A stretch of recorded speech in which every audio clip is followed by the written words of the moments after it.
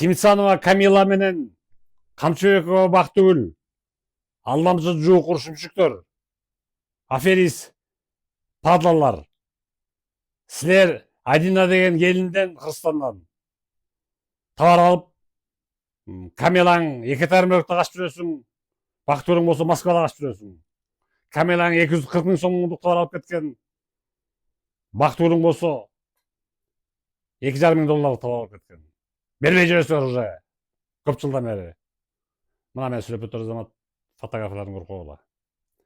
А силер Камила менен Бактыгүл жөн келжиребей акчалап берип койгула, уктуңарбы?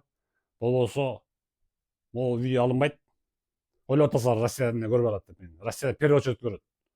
Былтыр ошо Москвадан, ошо Россияда жүргөн тиги Питер, Ситер тиги Екатеринбург бар жакта жүргөндөрдөн башаяга 50-60 кыргыз балдар, кыздардан кыргызстанга алып берген ошо эле.